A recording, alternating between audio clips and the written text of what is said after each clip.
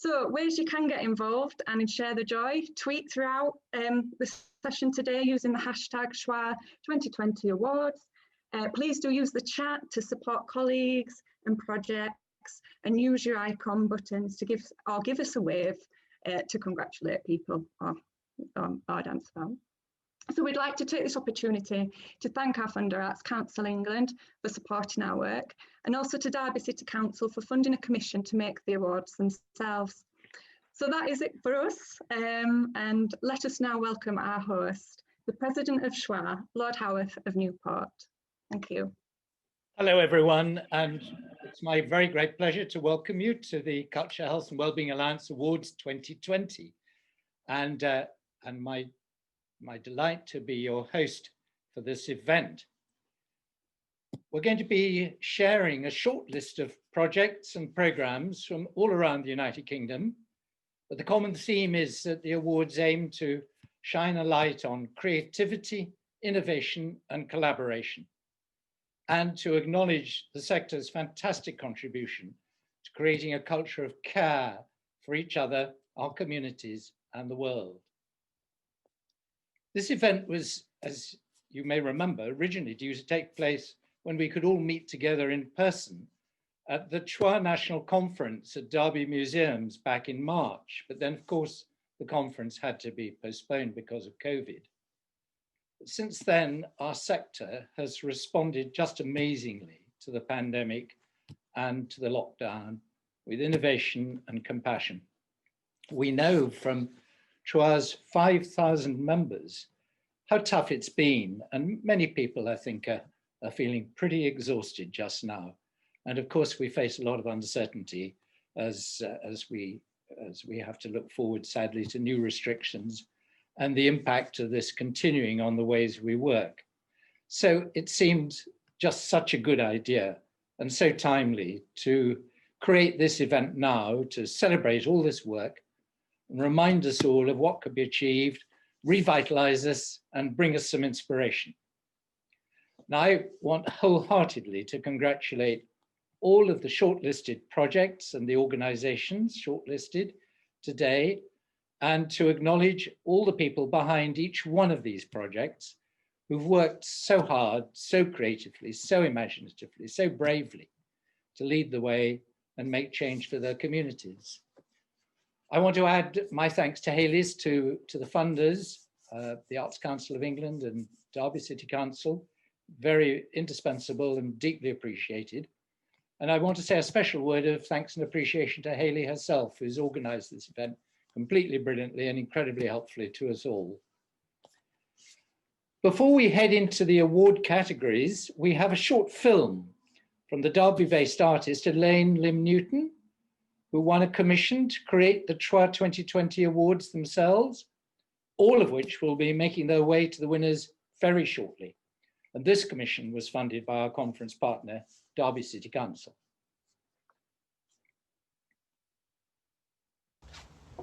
Hello, my name's Elaine Lim Newton. I'm a ceramic artist and designer based in Derby City, and welcome to my humble and cosy studio within my garden.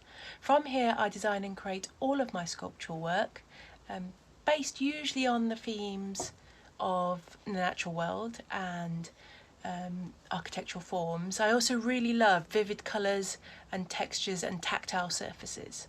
So early this year I was commissioned to create 3 different awards for the ceremony based on 3 different themes. So the first theme is climate, and I've created this sculpture.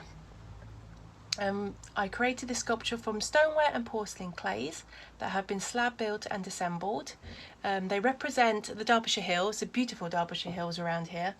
Also the elemental forces of wind, water and earth. They have been sustainably created. All of these awards have been sustainably created using materials sourced from the UK or reclaimed, and I've also fired them once to save on the environmental impact. Here's the back.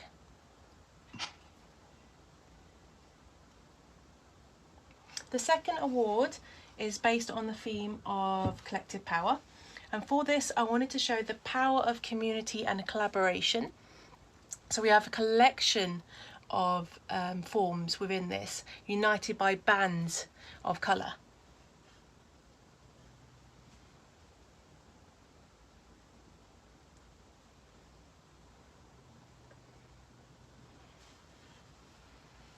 And the third and final award is based on the theme of practicing well.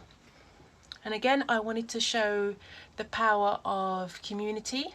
So there's two forms within this sculpture that seem to flow together, almost like they're dancing or embracing together. And I wanted to show the theme of positivity, being positive. I think that's really important. As a front.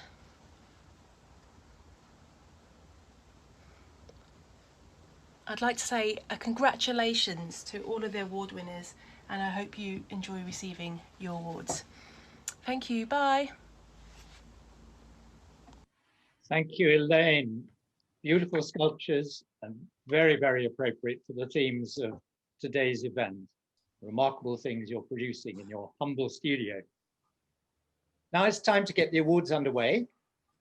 The first award is the Practicing Well Award, in collaboration with artist and researcher Nicola Naismith.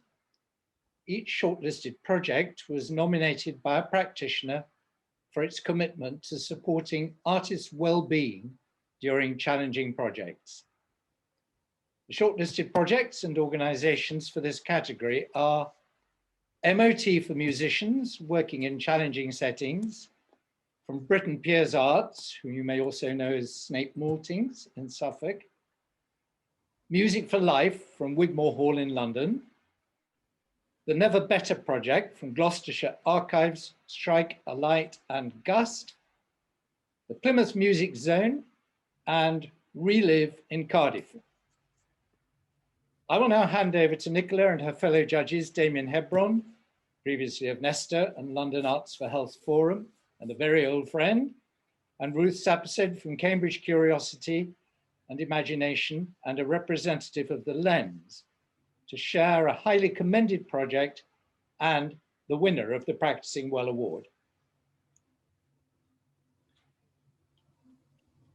Thank you. I just want to start by saying it has been fantastic to work with the Culture, Health and Wellbeing Alliance on the Practicing Well Award. I'd like to extend my thanks to Hayley and Victoria for all of their hard work and support, and to fellow judges Damien and Ruth. It's been a really good process.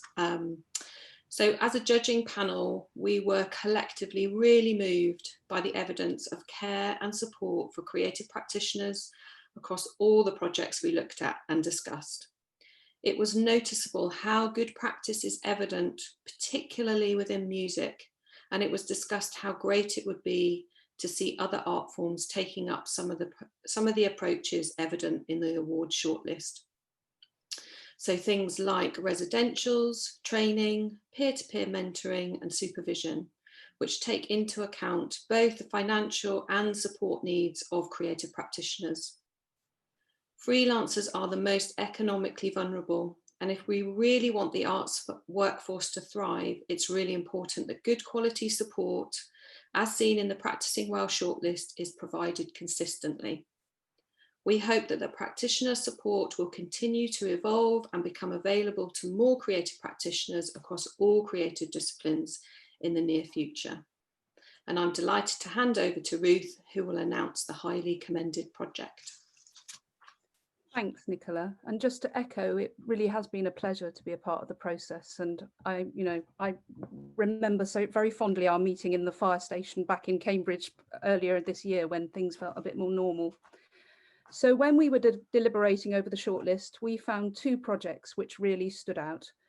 As we can only have one winner, we would like to highly commend the work of Wigmore Hall for its commitment and dedication to high quality practice.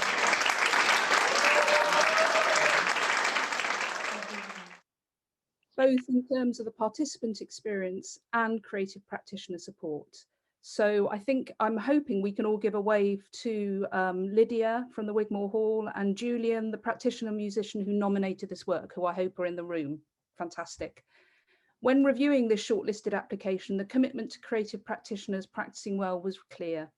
Further, the opportunity for practitioners to attend and present at conferences was evidence of the value placed upon them and the value of their testimony and voice in such arenas.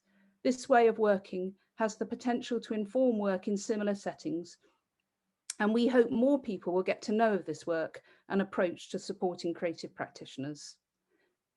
And I'm going to hand over now to Damien. Thanks, Ruth, and hello, everybody. Yeah, it was great to see the evidence of all these strong entries, but we did feel that one in particular had a breadth and depth of support which really made it stand out. The support was described as a hub which offered a range of activities, including work shadowing opportunities and snapshot observations, skills pods, pastoral support and supervision.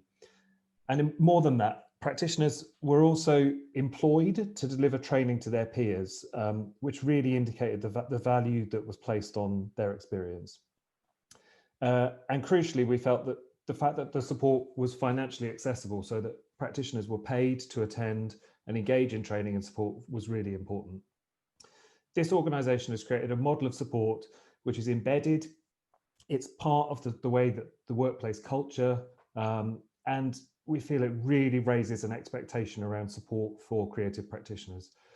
It would be great to think that this model had the potential to be widely adapted and applied in other settings, and it really is best practice. So we're delighted to announce that the winner of the inaugural Culture, Health and Wellbeing Alliance Practicing Well Award is Plymouth Music Zone. Congratulations.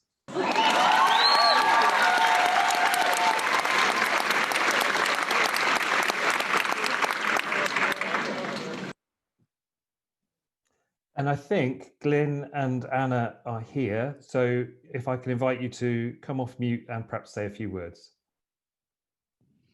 Hello. Hello, everyone. Absolutely blown away that I can't see Glyn, but hello. I'm right next to you and I'm crying. Oh, I was about to say the same thing. Absolutely blown away that little old Plymouth Music Zone, we have worked so hard to develop this model that really genuinely means that we are practicing what we preach about, looking after our music leaders. What you said about financially, it's not the easiest thing to do. It's been quite difficult to pull all of that together, but why not? And they deserve it. We all deserve it. And let's hope that we can continue to work together to support our artists and musicians in this way. Thank you so, so much. It means the absolute world at the moment in particular. Thank you. Thank you from me as well. I absolutely echo what Anna's just said. Thank you. Well, so many congratulations and thanks to you, Anna and Glyn, and everyone at Plymouth Music Zone. The second award is our Climate Award. This award celebrates work that uses creativity to support health and address the climate and ecological emergency. It's in partnership with the Happy Museums Project and Culture Declares Emergency. The shortlisted projects for this category are the Courtyard Declares in Herefordshire, The Girl Who Wouldn't Give Up from Green Squirrel CIC in Cardiff, Look Again in the Southwest, Roots and Shoots in Lambeth and Southwark, Royal Brompton and Harefield Arts in Southwest London, and Think and Do Camden Collective. And I'll now hand over to the judges, Hilary Jennings from the Happy Museum Project and Tony Butler from Derby Museums, to share their reflections and to announce the highly commended and the winning project. Hilary. Thank you. So we really enjoyed reading all of the shortlisted entries, which I felt together demonstrated an incredibly broad range of progressive work in the sector, which is seeking to address the climate emergency and to inspire future action. Building on our work at Happy Museum Project and Culture Declares Emergency, we were excited by projects which are leading by example in caring for people, place and planet, and responding to the threat of environmental and ecological emergency. In particular, we were excited by holistic approaches that worked across the breadth of organisations' activity, from facilities management to cultural practice and community engagement. I'm going to hand over to Tony to talk about the first highly commended project. Thanks, Hilary. So yes, the first highly commended project, or first, the highly commended project. This is a fantastically integrated and holistic approach from this organisation. They declared a climate emergency in September 2019, demonstrated that they developed a suite of climate, culture and wellbeing activities, which is now systemically encompassed across the whole organisation. From the installation of solar panels and carbon literacy training carbon literacy training to drama workshops and exhibitions. This organisation has had the ambition to become the county's cultural leader for carbon reduction. It's an organisation that's building partnerships and working with the community to share their fantastic ideas and also, most importantly, the action to make things work.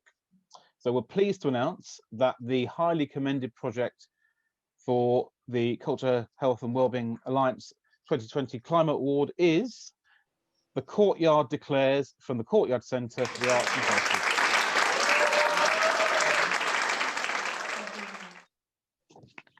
Brilliant. And now we're on to the winner. So this fantastic project has taken an innovative and creative approach to working at the intersection of civic and civil society, placing the imagination through the question, what if, at the heart of its work.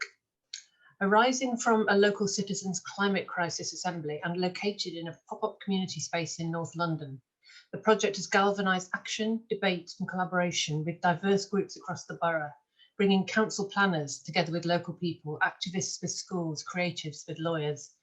This rich mix of voices and concerns has come together to improve the health and well-being of communities across the borough and to inspire others to do likewise. The project not only encapsulates the activity, lively nature of community action, but also the reflective, deliberative aspect of cultural conversations. So we're thrilled to announce that the winner of the first ever Culture, Health and Wellbeing Climate Award is Think and Do Camden Collective.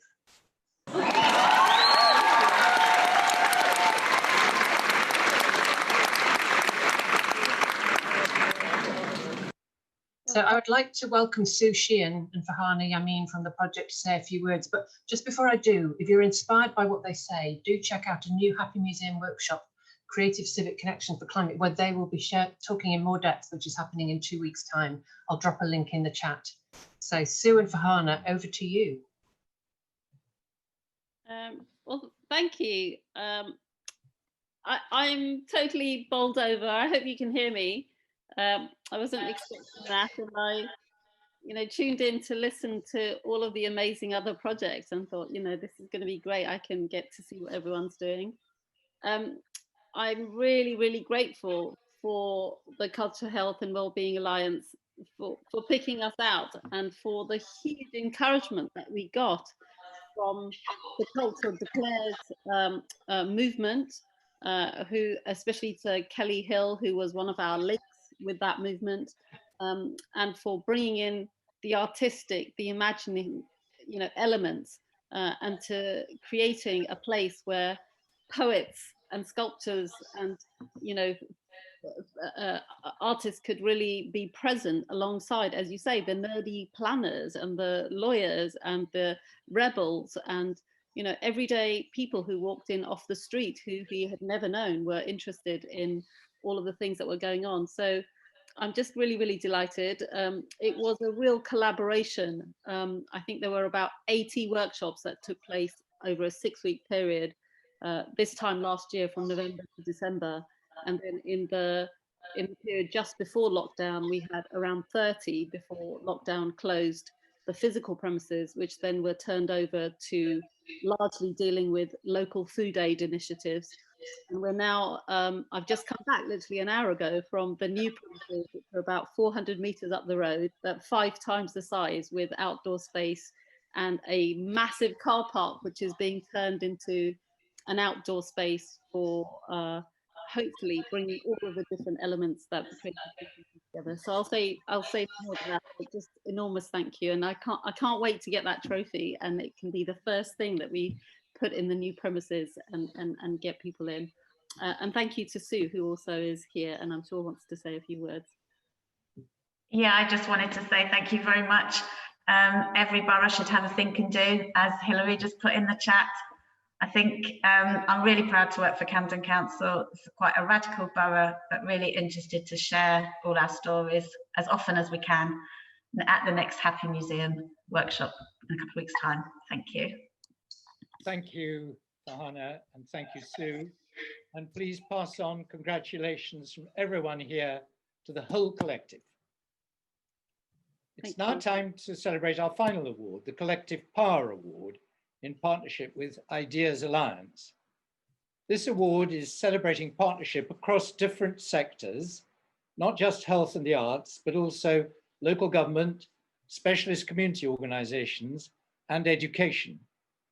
We're naming the lead partners in a moment, but each shortlisted project represents a huge collection of other partners. And you can read about this on the Culture, Health and Wellbeing Alliance website. Now, here are the shortlisted projects. Daughters of Fortune from Mind the Gap in Bradford. Feels Like Home from Barnsley Museums. The Intergenerational Project at Imperial College Healthcare NHS Trust and Royal Central School of Speech and Drama. Loudspeaker at Nottingham Contemporary. Making Musical Bridges from Intergenerational Music Making in London and Surrey. Museum Northumberland Bait and the Bridge Partnership. Our Day Out from Creative Arts East in Suffolk. And Tracing Autonomy at the Prince and Princess of Wales Hospice in Glasgow. I'm now going to hand over to Anna Eaton from Ideas Alliance and fellow judges Moira Sinclair from the Paul Hamlin Foundation and Ma Rana, who is a London champion for the Lens, to share with us more about the Collective Power Award and to reveal the highly commended and the winning projects. Anna. Hello, everyone. Wonderful to see you all and brilliant to be here today. So as judges, we love learning about the collaborative efforts of each of the shortlisted projects. We were truly inspired by the diversity of partnerships, and each project demonstrated what can be achieved when we work together across different disciplines and how much there is to gain when we pool our time, resources, networks, ideas and imaginations. And we also know that collaborative working isn't always easy. It takes patience, planning, and a real culture of inclusivity. So we were really impressed by the scale of the shortlisted partnerships. Due to the high volume of applications and the incredible practice shared, we felt that this category deserved 2 highly commended projects, and Moira and Ma will tell you about the highly commended projects now. Moira. Thanks very much, and thanks to everybody who was nominated in this category. You did not make our job as judges easy, and it's amazing to see how much practice has moved on in recent years. So to our first highly commended project.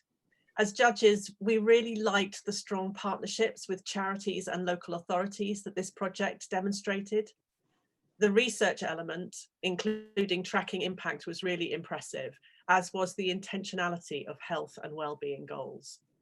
We particularly appreciated and wanted to celebrate the effort required to deliver high quality interventions in rural locations, and we were really pleased to see artist training included in the process.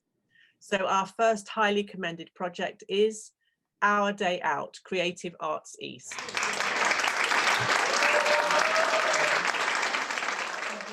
And a big wave to Zoe Fletcher, to Natalie Jode and Ellie Wilson, who are present today. Congratulations, it was a great project.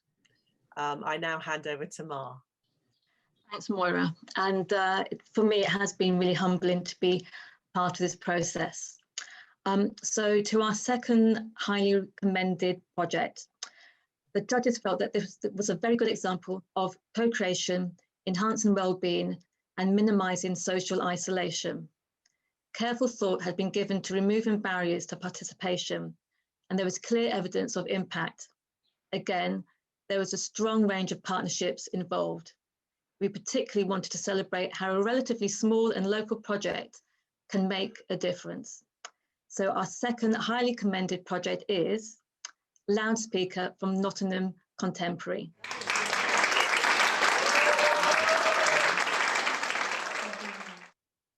And again, another wave to Katie and Amanda, who are here to represent the project today.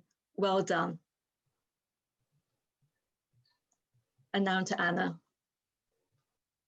Thank you. So finally, a winning project for this award. This is a very exciting and engaging project. The judges were particularly impressed by the co-design and co-production element and the way in which participants' voices and lived experience were influencing public and professional perceptions. The reach in terms of audience and research dissemination was very impressive, as were the range of partnerships involved, and the quality of interventions and outputs were very high. So the winner of the Culture, Health and Wellbeing Alliance 2020 Collective Power Award is Daughters of Fortune Mind the Gap.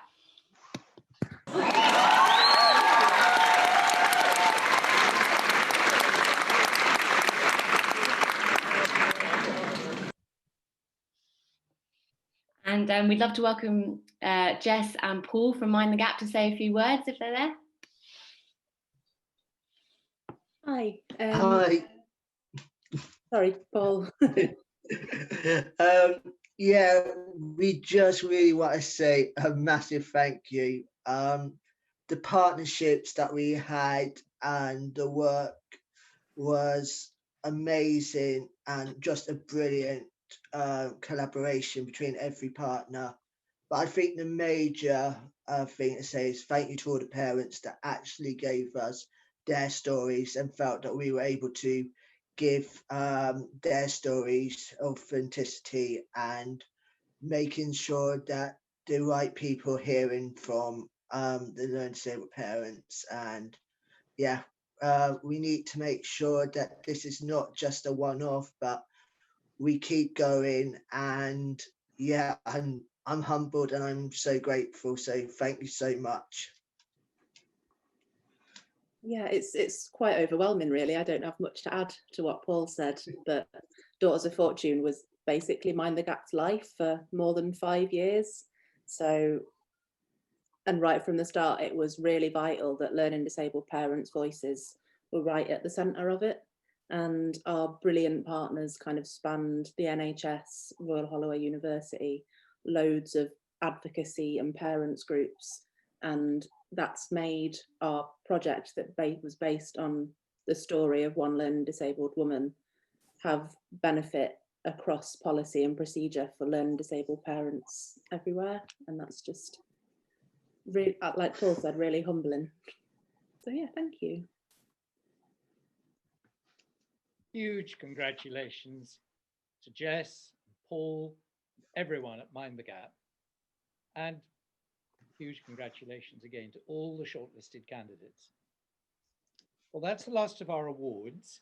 I'm now very happy to welcome Esme Ward of Manchester Museums and Chair of the Culture, Health and Wellbeing Alliance, CIC, to say a few words. Esme. Thanks so much, Alan. Wow.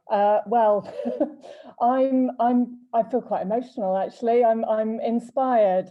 It's brilliant. So what I'd like to do is first, I'd like to thank Hayley, Victoria, our judges, and all of you actually who worked so tirelessly towards making today happen. I think it's a moment of collective hope. This is a really difficult, exhausting year, a time I think of shared vulnerability and the compassion, creativity and care that underpins the work we've heard about today and of members across the country has never been more needed. I've been reflecting how in the first months of the pandemic, we witnessed such kind of generosity, empathy, mutual aid and solidarity across communities, showing us what might be possible. And I remember reading a brilliant essay by the author, Rebecca Solnit, where she implored us all to regard this as a treasure, a light, an energy source that can drive us to a better society if it's recognised and encouraged. And that's what I've been thinking about today as I've heard about all of this work. And I think it really speaks to our work at the Alliance to support all of us, all of you, amplify and advocate for what you do. And with the support of wonderful funders, not least Arts Council England, I guess we want to make sure we keep the light burning bright and build new narratives of hope and belonging. I'm going to get emotional again. So on that note, I'm now very excited to hand over to Marianne Barraclough and Ray, a carer from Sinifonia Viva, who were going to perform in live at our conference back in March. But they're now going to introduce a wonderful Sing Viva Derbyshire Carers Choir and a new composition appropriately called United by Song. So Marianne, it's over to you. Thanks, Esme, and thanks so much for having us. So Sinifonia Viva, we're an orchestra and we're based in Derby, and as Esme said, we were due to perform live, but obviously that's not a thing anymore. So we have been running a carers choir since about 2017. And it was a monthly choir, but during the pandemic we've brought it online and we now meet every week. And we found it's a really lovely space to bring carers together and to share making music. Mostly the choir sings songs that exist and we enjoy doing that. But over this summer, we've done something a little bit different, which is to write our own song. And then we've performed it virtually. So I wonder, Ray, if you'd like to talk a little bit about what we've been doing. Good afternoon, everybody. I've been a member of Sinifonia Viva's Carers Choir since the beginning, and it was a real privilege to be able to work with our lovely Sinifonia Viva family to create United in Song with the fantastic James Redwood, who is wonderful and we love him very much. It was really nice having the sessions weekly over lockdown. It gave us a real nice anchor for the week, and the work that we were doing in creating the song meant that my brain wasn't just focusing on, you know, boring mundane things, but I was able to be creative. And I think I speak for everybody in the choir when I say that. The way that the song was actually brought together, I found the whole thing fascinating. It was lovely. James put up a lovely virtual whiteboard and we were all able to anonymously pop down our thoughts and feelings and experiences that we'd had during lockdown or were having during lockdown. And what was really nice about that was there was hardly any negative comments in there. A lot of it was very positive. So we had some really nice things to work on to create our song. We all went off into little breakout rooms and we took the themes from what we'd written on the whiteboard and came up with some cracking lyrics, amazing. So I hope you all enjoy them. And the most exciting thing for me was then taking those lyrics and putting them to music. And everything that you'll hear in a minute, the melodies and the harmonies are all things that we put in there ourselves. So everybody in the choir has a voice through this song, and it was just a joyous experience. The hilarious thing then came with the making of the video.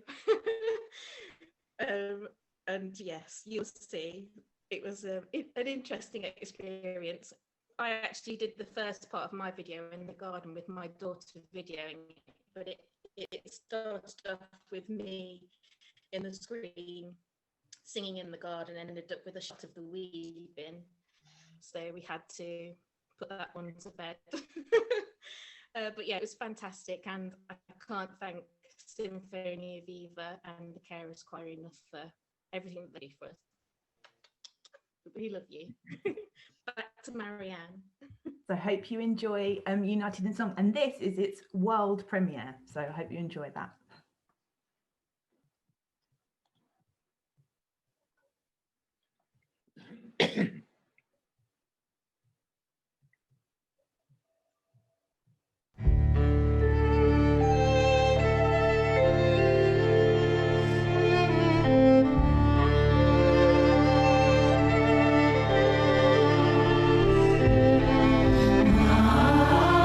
Eyes were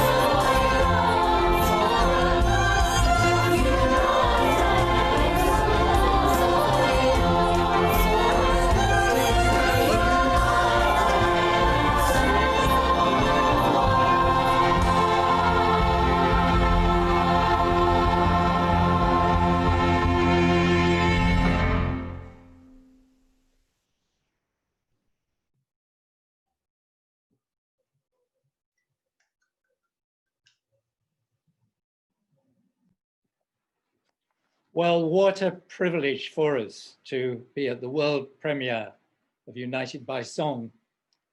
Distance means so little when something means this much. It's really moving and just so brilliant. The composition, the lyrics, the playing, the singing, and the shared endeavor. Fantastic, very moving indeed, just wonderful. I want to, Esme's imagery of light seems exactly right. An event, a creation, an achievement such as that just seems to light up our lives amid the gloom that so many people have been experiencing. The pandemic has brought out the better angels of our nature in so many cases. I think it has given us glimpses of how we can make a better society. And the 5,000 members of the Culture, Health and Wellbeing Alliance and all the people who've played their part in creating the work that's entered this competition and which the judges have had such an almost impossible task to judge, but we've caught a glimpse of in the highly commended and the events, the creations that receive the awards. All of that, I think, shows that creativity can unite us and can drive us towards a better society. I hate to say that this event is now coming towards its end because it's been a really wonderful one. I want to thank all the award partners, all the judges, all the artists, and of course the Culture, Health and Wellbeing Alliance team who've done amazing things to make this event and the Culture, Health and Wellbeing Alliance 2020 awards come to life as they have. And as we disperse, I want you all to, of course, to stay well and to stay safe and to stay creative. Thank you very much.